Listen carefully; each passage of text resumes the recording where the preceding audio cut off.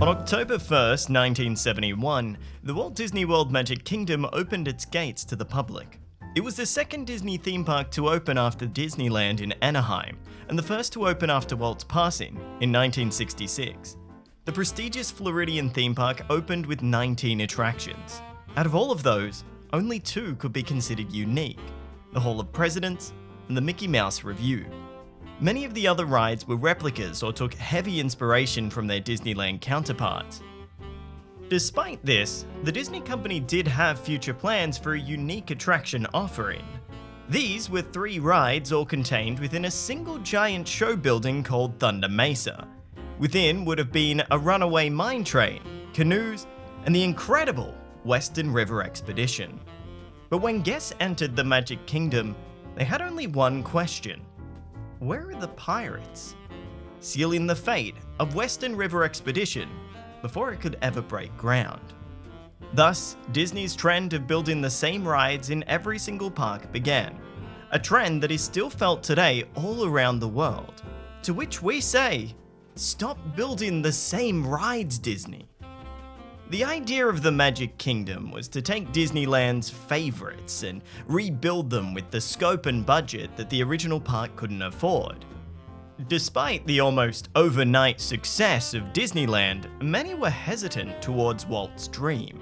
The Californian park was constructed on a strict budget that led to a variety of compromises. Being the perfectionist that he was, Walt Disney wasn't particularly thrilled with this outcome and persisted on envisioning a Disneyland without compromise.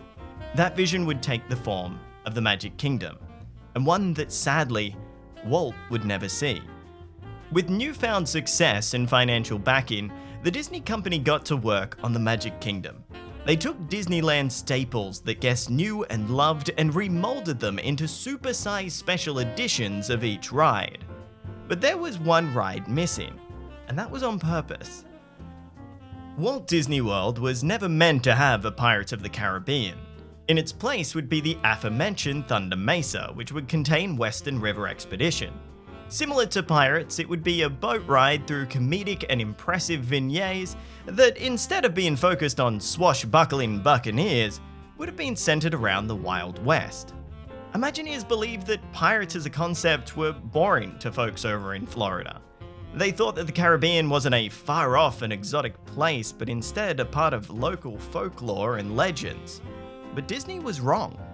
Today, the spread of online media and travel is far more accessible, which means that guests want more variety from Disney theme parks. But 1971 was a different time. Disneyland had garnered a reputation, and travel was expensive. Visitors to the Magic Kingdom didn't want a different experience. They wanted Disneyland on the East Coast. This demand, alongside financial issues due to the energy crisis leading into the construction of Epcot Center, meant that a shortened Pirates was ultimately built, and Thunder Mesa was shelved. So how can we tell Disney to stop building the same rides when it's been proven through history that the park guests want exactly that? When the first international Disney park opened in Tokyo, the attraction lineup was again almost identical to the Magic Kingdom. This was actually at the request of the Oriental Land Company, the business constructing the park under a license from Disney. OLC selected, tried, and tested attractions that they knew would be popular with guests. The only original additions that opened with the park was a film in a 200-degree theater titled The Eternal Sea and Meet the World, an attraction that was originally meant to be open in the Japan Pavilion at Epcot before it got cancelled when the building couldn't support the weight of the theater. The owners wanted this park to be authentically Disney, with similar attractions, which historically made sense. But today, Tokyo Disneyland draws guests with a slew of rides and must-do attractions that are unique to the resort. Pooh's Honey Hunt, Beauty and the Beast, and pretty much everything over at Tokyo Disney Sea are the standouts for that resort. OLC is so protective of these rides and projects, they often sign contracts that say that Disney can't build their attractions anywhere else in the world, a stark difference from the carbon copies their Kingdom Park originally opened with. When Bob Iger first took over from Michael Eisner as CEO in 2005, things began to look up for original and exclusive attractions. Some of the best Disney park additions over the last 15 years have been exclusive to their relative parks. After the lackluster opening of Disney's California Adventure, which did, to its merit, open with completely original attractions, Imagineers went back to the drawing board and in 2012 opened Cars Land. This is one of the most impressive lands in the entire world and is exclusive to DCA. And the entire park is worth visiting almost for this land alone, with it being the centerpiece of the entire rework of that park. If they had simply copied and pasted attractions from elsewhere for this new focal point of the park, it wouldn't have had anywhere near the same impact on guests or attendance levels. A park that similarly struggled at opening was Hong Kong Disneyland, and a 3-land mega expansion was on the cards from 2011 to 2013 to help fix some of the opening day issues. Of these lands, one featured copy and paste attractions from around the world. That was Toy Story Land, but the land that everyone knows and loves to this day is Mystic Point. Home to Mystic Manor, this ride is the reason theme park fans travel from around the world to this park. It is one of Disney's greatest ever attractions, and one that is exclusive to the smallest Disney Magic Kingdom park out there. A ride I know for a fact people wouldn't have visited Hong Kong Disneyland without. And again, a similar thing can be said about Pandora, the world of Avatar at Disney's Animal Kingdom. 3 of Disney's best expansions and additions in the last 15 years, and they've all been unique. Worryingly though, more recently, carbon-copied attractions are back and big time. Conveniently lining up with the time that Bob Chapek became chairman of Walt Disney Parks and Resorts, from 2015 to now, almost all of Disney's big new attractions have been carbon copies. Web Slingers, a Spider-Man adventure, Remy's Ratatouille adventure, and Mickey and Minnie's Runaway Railway adventure probably all look unique when it comes to their placement and cues, but once you sit down on the ride, you wouldn't know which version you were on around the world. It's oddly self-cannibalizing because rides like Ratatouille easily remove the desire to visit parks like Walt Disney Studios if you've been to Epcot, and trust us, that park needs as many reasons to visit as it can get. The pinnacle of carbon copy and paste in though has to be Star Wars Galaxy's Edge, where they didn't just copy a ride, they copied an entire land. My co-host Luke has been lucky enough to visit both East and West Batuu and confirms that they feel identical, and it almost gives you a weird sense of deja vu.